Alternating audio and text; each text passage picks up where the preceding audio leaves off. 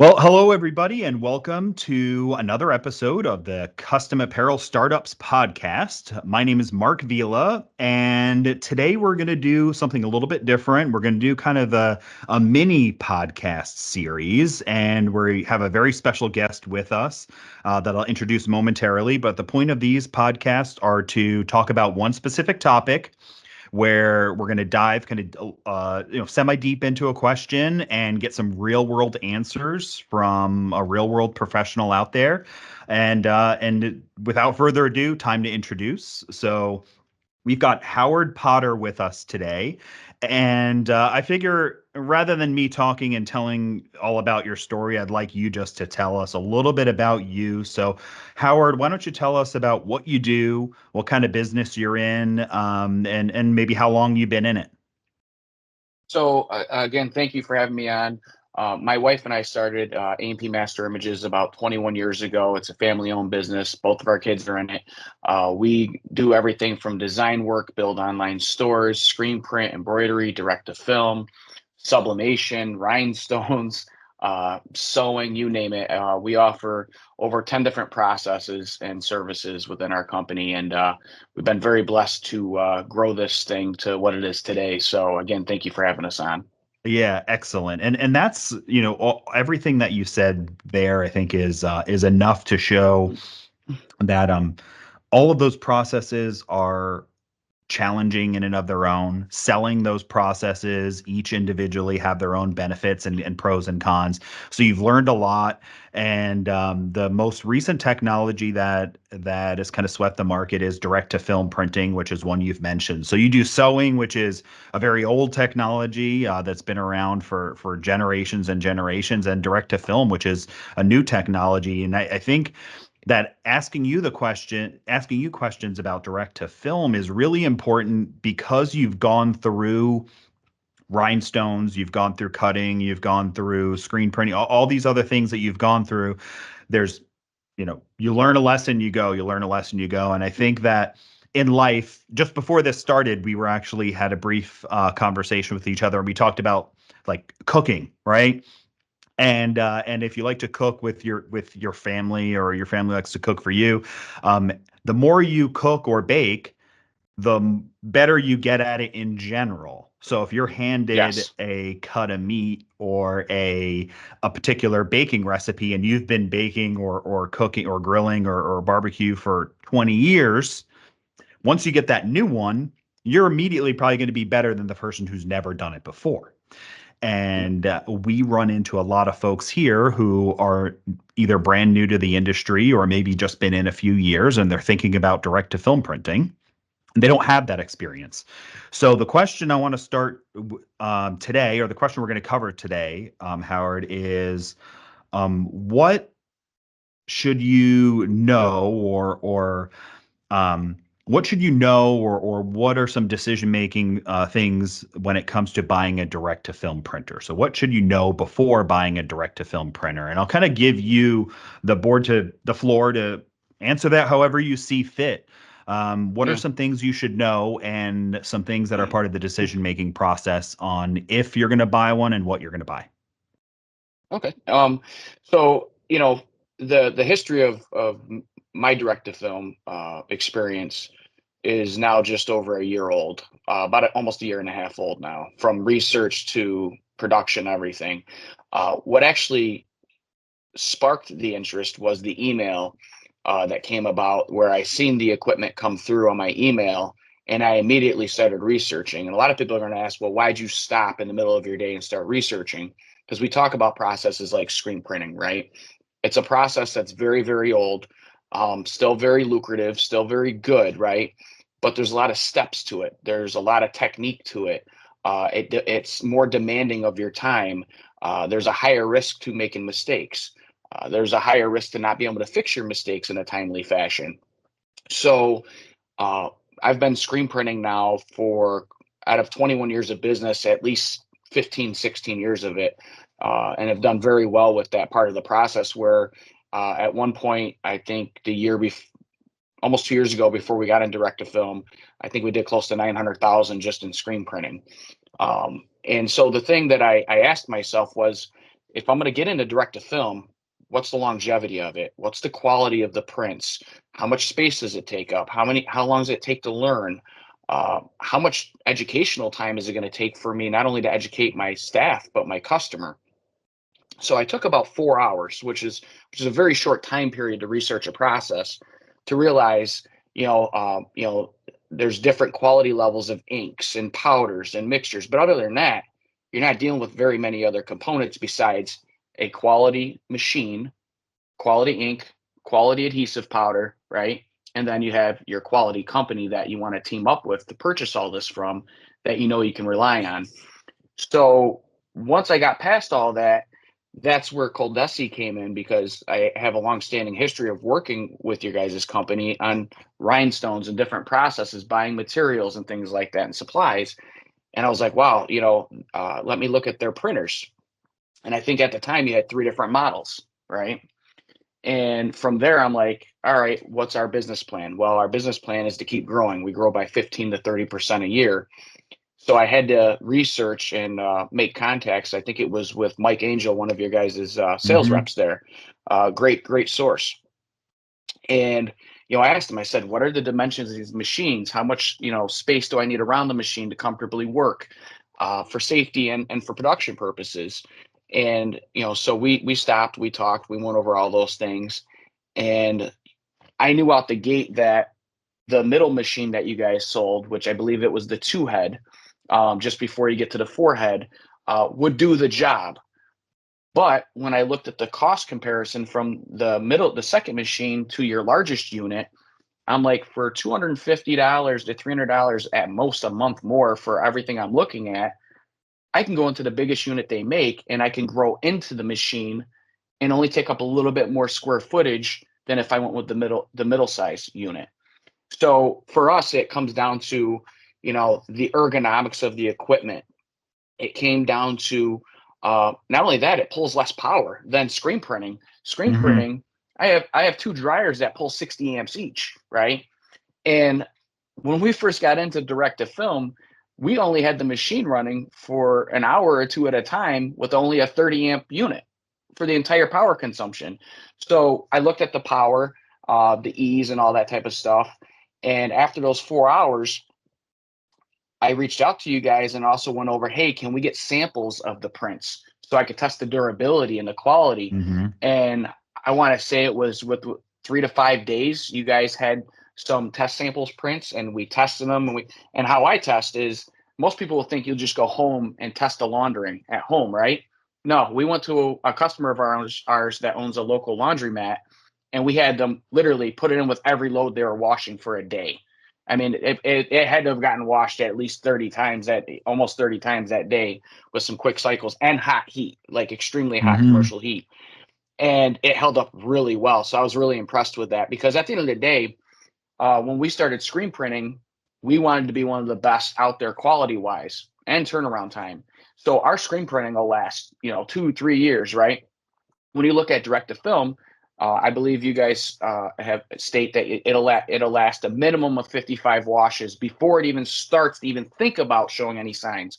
Now I can tell you, over a year later, I'm wearing stuff that still looks like brand new, and I wear it at least once a week. So that's we're past a year. I'm already getting it, and it still looks like new. So it's nice that you guys give a base minimum, right? But it actually lasts longer than that if you're doing a good job on your end, on your production artwork, your adhesive powder, and all that. Um, so you also have to look at, what's the consumer need. Do they need a physical print that's going to last 4 or 5 years? The average person don't keep a shirt 4 or 5 years. It's usually a year to a year and a half. They're throwing it out and getting another one. So this process, the ease of the use, the quality, it hits all those different spectrums. For you, the person that's going to be selling retail or wholesale. So for us, I mean, it checked a lot of boxes. That's great. And actually, I opened up my notepad here, so I could take some notes on some points you made, because I want to be able to kind of write in the notes of this episode the answer to the question, right? So let me Hmm. just go back and summarize, and then I'll just make a couple quick comments on some things that I really Yeah. like that you said. So for one, Research the process was the first answer that I got from you that I heard, right? It was Mhm. you saw some information come in and you said, you know what, let me look at it. You took a few hours, I think you said 4 hours, to kind of just Yeah. go through and whatever it was, watch videos, read articles, just kind of understand the process. So I think that that's important, is understanding the process. Then you had mentioned about finding a company that you can trust.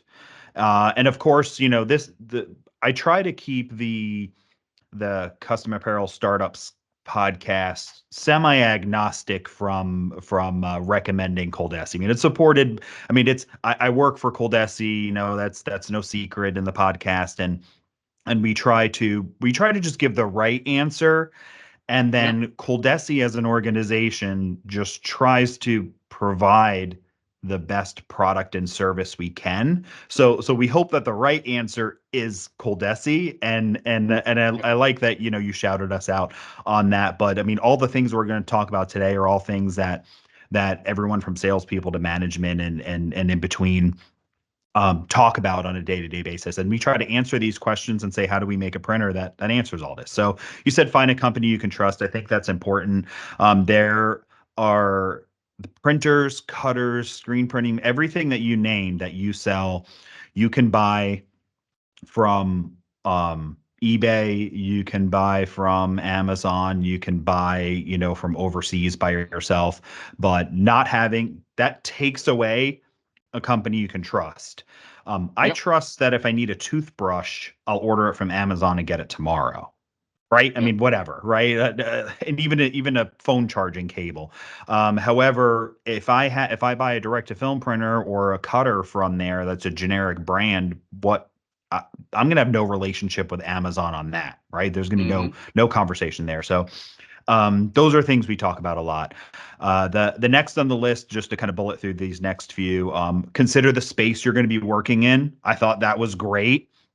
Way too often, people don't consider power or space when they're making equipment decisions, and they could have gone bigger because they have more room, or they got something a bit too big and they can't get it in or out, or they don't even have the right power. So consider your space and all that else. Um, get samples. I really liked that. I tell folks all the time, we get comments on social media mostly, but everywhere. What does it feel like? What does it wash like? And this is not just Yep. direct to film. This is every technology we sell. People ask that, and I just say, just ask for a sample. They're free. You Yep. call us up or live chat. Say, I'm interested in direct to film printing or direct to garment printing or whatever you want. Can I have a sample? And we'll send it, and yeah, wash it, wear it, touch it, feel it, do whatever you can, because the proof is right there. And I think that's part of working with an organization you can trust, is that there's no shyness about getting Yep. samples out, as long as your expectation is set correctly. And then the last bit, which was actually you said towards the beginning, but I wrote it down late, was quality supplies, making sure that you're working with an organization and a printer that uses good ink, good powder or glue, good films, and then of course, the parts within the equipment are important too. So all of those together, I loved all that stuff.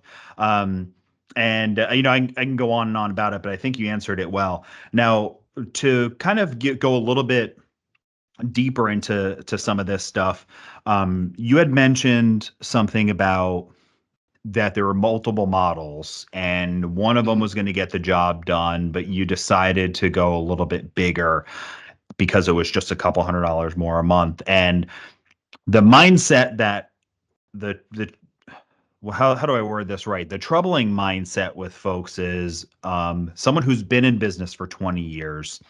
You Hmm. don't look at a machine payment like it's a car payment. You're Yeah. looking at as this is a cost of owning business. What's it going to produce and what is this output? Yeah. And for folks new to business or brand new to business or very short time in business, they consider the payment to be more of a liability than it Hmm. maybe it is. So I would like to ask, kind of, when you're making a decision on a direct to film printer, how did you go through that thought process without considering, well, wow, 200 and something dollars more a month? That's a lot more money. somebody might think of it that way. You thought of it differently, and I'm curious on that thought process. Yeah, there's multiple factors that go into it. So let's go back to the unit that I purchased, which was your guys's forehead, right? It's giving me two sets of print heads, so I can print a lot faster. I want to say it's about an hour and a half, 2 hours, somewhere around there, to almost print a full roll of this material. So if you're on the middle of the road machine, right, that you guys offer, or that most people would offer, it prints and a lot slower. So right there, you're gaining time. Now, let's be honest, the average screen print shop or shop in general doesn't have more than 1 to 4 staff. So what's limited on you every day? Your time, your resources, your manpower, right? So buying the larger unit out the gate gains you revenue naturally because your employee isn't standing at that printer as long. So that's step one. Step two, they could actually, um, the size, most shops, screen printing takes up more square footage. Pretty much, I would say quadruple the square footage and then some, depending on your size of company. Your largest machine you sell, you're talking for 150 square feet with the printer, and that's being generous with it because I measured mine, and it's roughly, to safely have space all around it comfortably with supplies, you're talking 8 foot by 15 feet of space. That can fit in most homes or garages. The fact that it's off a 30 amp breaker is the same as your as your dryer in your house. So your power consumption. So even if you wanted to start up out of your house with the largest unit you guys make, you could be making serious money and growing into this thing. To give some facts and figures, last year we had your guys' unit running for 11 months after we got it up and running, and we did a slow roll of it, right? We still produced a little over $500,000 worth of production with that one printer and still didn't maximize its capabilities. So when I'm looking at the payments, I'm looking at all different factors, looking at the space. Is it going to make my staff's job easier? Because when we compare direct to film versus screen printing, I'm not burning screens. I'm not printing positives. My designers don't have to sit there and make multiple layers for the artwork to get it set up. They're not having to clean screens. They're not having to clean squeegees. They're not having to clean spatulas. They're not going to have to wipe up the ink around the stations from the screen printing ink. So that automatically gets you into faster production instantly. So it makes my designer's job easier. Now, again, if I'm a smaller shop, which I've been there because we started out of our house, out of a 15 foot by 15 foot room, your time's limited. So this machine naturally pays for itself because of you're gaining time on all different avenues. You're not taking up a ton of space. It's a cleaner work environment. So there's a lot of benefits all the way around with this. Okay. Okay. Great. I love that answer actually, and I took a few more notes and all this will be in the notes for those who go to the website or are watching this on YouTube. You know, I'll have these notes in there. But one of the things you mentioned that I like a lot is one of the, or I'll paraphrase this, but one of the biggest Mm, challenges kind of is time, or the staff of your time, or yep. the time of yourself, whatever whoever's running the equipment. That's the biggest challenge consistently in all of business. So I just it's a completely side story, but this is literally how it works and why this is so important. Is that I had worked for a restaurant when I was young, and they were open for breakfast and lunch, and they wanted to open up. They wanted to try opening up for dinner, right? Hmm. So the challenge wasn't the recipes because they had great chefs. It wasn't the menu, it wasn't ordering the supplies, it wasn't advertising. That was all easy, right? That was easy to do. Every single one of those things. It was you couldn't have people work from 5 a.m. getting ready for breakfast until not 10 Yep. o'clock at night when dinner is Prep. done. So they needed essentially a whole separate staff, and they couldn't all just start working night Yep. with no experience. So they had to split the staff. So I had worked like some weekends for breakfast and then weekdays for dinner. All the challenge was the time and the staff. So it doesn't matter if you're screen printing, if you're direct to film printing, if you're running a restaurant, if whatever you're doing, time is everything. And there was I'm not gonna I don't even remember who said this, but I'm gonna pretend to quote it anyway. It was something to the effect of like physicists saying that like the some of the stuff that they're scared of. I think it's actually was an Interstellar. I believe he said the only thing he was scared of was time. Yep. And because time is the one thing that we can't control. So when you're investing in a good piece of equipment, time is what you consider as the killer. And I had spoke with somebody who was doing vinyl cutting, and they were doing a lot. They were doing, I Yep. think, 200,000 a year in revenue and cutting vinyl. So I Yeah. mean, that's moving a lot of vinyl material, but it was Us too. working like 15 hours a day, Yep. weeding. So the cost of the equipment was really low, but the cost of the Yep. time. And the gentleman said, he's like, I was basically getting ready to just shut the doors. And somebody was like, how can you shut the doors? You're doing $250,000 in revenue. And he's like, no sleep, no time with my family, can't golf anymore, can't go out drinking with my Yeah. buddies anymore. All the things he Yeah. loved to do, he stopped doing. So he ended up getting a direct to film printer. Boom, all of that. You mentioned something else that you said that you were printing about a roll in an hour to be About an hour and a half, 2 hours out, roughly. hour Yeah. and a half, 2 hours. Yep. Sorry. Depends on the So file loading and all everything we're doing. right, and so just to for those who don't know, that's 100 meters worth of material. And then the answer of that is very variable depending on what you're printing, right? The larger the prints, the more Yep. space, the longer they Oh take to yeah. print.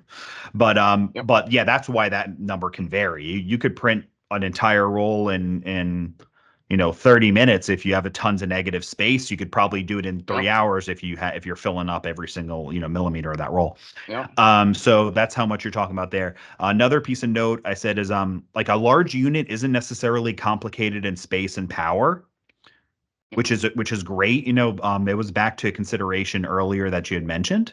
But when you're looking at all different types of equipment and you're considering what you're going to do, consider the power. Take a look in your home or business. What breakers do you currently have now? What power do you have Yep. available? And this is not only true of direct to film printers, but anything. Heat press machines can use Yep. up a bit of power too. But all of this stuff is not unreasonable compared to when you say some large scale screen printing equipment does require some pretty special electricity. If we would just want to use Yes. simple terminology, it's not something that's just already installed, where you may Yep. or may not already have some of the stuff enough to run a direct to film printer kind of, quote, already installed in your home or business. Yep. And then I just I mean, the success story is the last note I just made here, is that mhm. not even necessarily pushing it to the max. You had a 500,000 in revenue in one printer, and I think that's a great story to tell about getting getting an equipment kind of for your goal. Not always, there's a balance for Mhm. everything, right? Like you're not going to buy 40 Yes. machines at once. That's Yep. ridiculous, even though, but there's a healthy balance in that. Well, I mean, the thing is too, right? Like the payment being a couple $100 more or $250 more, whatever it ends up actually being with everything that you invest. You have to look at it this way, right? If you know you're going to be in business, I don't care if it's 10 more years, 15 more years, whatever it's going to be, you only have so much square footage to work within. So you need to maximize. So how we do everything in our company is like, right, our embroidery, for example, we did 900,000 in embroidery in 650 square feet. So I take that dollar amount that we did in actual production divided by the number of square feet. Now I got a gauge of what am I actually producing per square foot. So I maximize my output and my value per square foot in my space. And like I said, I've started in very small spaces. If I would have had something like this, I probably would have never got into screen printing. And it's nothing against screen printing. Screen printing is always going to have a purpose. But let's think about something. You get done screen printing a 24 shirt or 50 shirt order. That's a 3-color front, 2-color back. And one of them happens to get messed up and you don't notice it when you're packing out the order. The customer gets it and they have to have it because it's for an event and everyone in the company's got to have it. What do? You either don't replace it and you just wipe it off the bill and you lose the customer forever. Great. You didn't have to deal with the headache. Or You have to re-register 5 screens that can roughly take you 10 to 15 minutes per screen, reset all the ink, retest print, then print one final piece. You're going to have an hour, hour and a half right into that. Or you have a direct-to-film printer, you warm it back up in 10 to 15 minutes, and in under a half an hour, you have the print set up and done and heat pressed on and out the door with 0 extra bodies having to pitch in. Right. One And person I can would handle all that. right. And one person can do that. And I would also imagine that, and maybe you do or don't do this, but it's probably pretty easy to print, if you're printing the fronts and the backs there, to just print 2 extra fronts and 2 extra backs that you just Yes. cut and put in the Yep. customer's file. Yeah, no, that's exactly it. And the other factor is too, right? Like I love screen printing. I mean, we still screen print to this day, but we've actually made. So here's the other thing. This is where direct to film, if you're already a screen printing, adds value to your screen printing. So I tell everybody, I'm like, all right, you're getting a full color print for the price of a 1 to 2 color screen print, right? So now we're not screen printing nearly as much, and it's usually bigger orders on our automated press, not so much on our manual. So now that just made it even easier for my team. 2, we're turning our dryers on less, but we still have them in case we need them. So it made that end a little Mm-hmm. bit more streamlined. Now our minimum screen print order is a minimum of 12 pieces. But what's happening is everyone's going away from the screen printing to the direct to film because they want that full color now. Now that the capability's there, and let's Right. face it, what do you have with screen printing? You have setup fees for every screen. Direct to film, unless you choose to charge a setup, you never have to charge a setup fee. You just build Right. in your cost of your artwork time or whatever, and that's it. You're done. So it's a cleaner Yep. interface, requires less people, less space, less cleanup. I mean, it's Yep. checked so many boxes. And if you're starting from your house, you don't really ever have to evolve from your house unless you choose to. Right. Yeah, I love everything you said that, and we kind of I like the evolution of this conversation a little bit because it went into, what should you consider when you're buying one, but it's also kind of a bit of why it might be right for you too, because both that question Yeah. really, it's part of the question, because the first thing that we said was research the process. Once you understand how it works, if you've got a good visionary mind and you're thinking about business, then you start considering the things like, well, how fast does it, are my customers going to be Yeah. happy with it? What can I sell that's different? And thinking about the forward movement of technology. So Yep. I think we answered this question thoroughly. And there's a million little rabbit holes we can get into, and I hope to again on some more episodes. But we can wrap this up for now. And we're gonna speak more with Howard on a few other topics. So definitely stay tuned for other episodes. Howard, thanks so much for coming on. You can feel free to drop a final thought if you want to. For now, yeah, I'll give you the floor for a moment. The biggest thing I want people to start thinking about in our industry, and again, I started this when I was 22 out of my home. Uh, it's one of those things. It's an evolving industry. Technology is always leading the way, and sometimes we get caught up in the minutia of every day, not looking to turn to more of the technology to make our life easier. So we're not that guy in the vinyl shop weeding vinyl and not having the time with our family, or feeling like we're just never getting ahead.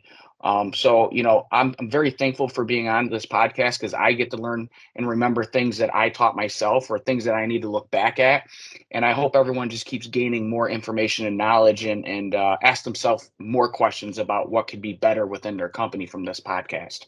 Yeah, that's excellent. I work in marketing, and the same is true for that, just as it is in this industry that we work in, and then I market in. But if you just consider thinking about businesses over the years of our lives, and businesses that have come and gone, and if we just consider big brands, we look at, we grew up going to Blockbuster Video, right? I mean, Friday Yeah. Friday Yep. night, like that was the best. If you can Yep. get a pizza and and Yep. go and pick out a movie, and you had to get there early enough because you knew you wanted to watch that one and you didn't want all the copies Yep. to be gone. And Blockbuster Video kind of owned this, and and Netflix just took them over. right? Yeah. And maybe, and there's plenty of story there, but they tried to do the streaming and they tried to do, but they were just kind of like, they had this model that was working really well and the world was Yeah. changing and they did not adapt and change when they had the power and ability to. And the same happens in marketing. If you aren't considering the new platforms or considering how you're going to market or new ways to market, and then the same in our industry, as you mentioned, you've got to adapt your business, offer different technology. Maybe you don't get into every new technology Yeah. because that doesn't make sense, just like I'm not going to market in every single Yeah. place. But you got to find the ones that are right for you and you have to move forward. Otherwise, Yep. eventually you will get stuck and you don't want to end up being the shop that has an old sign with a customer base that's slowly. And if you, like yourself, you mentioned, your children, if you're the type of person that's looking to build a legacy kind of type of business, something you could pass off to your kids, which when we survey our customers, I don't remember the number, but it was a huge number, like surprisingly, like 80% or something like that. 85% said, Yeah. so one of the main reasons they wanted to do this was something to pass to their family. So if you're thinking about that, I mean, what you said is right on it. I think that was a great finishing thought. So thank you so much. Hopefully people are going to find this really valuable. I know a lot of people will. So thanks everybody for listening to another episode of the Custom Apparel Startups podcast. You can go to customapparelstartups.com and you can see this video and read some of the notes that we're going to put in there. You can go to ColDesi.com and see some of the equipment that we've talked about. And thanks again to Howard. We'll see you again next time. Thanks. Great.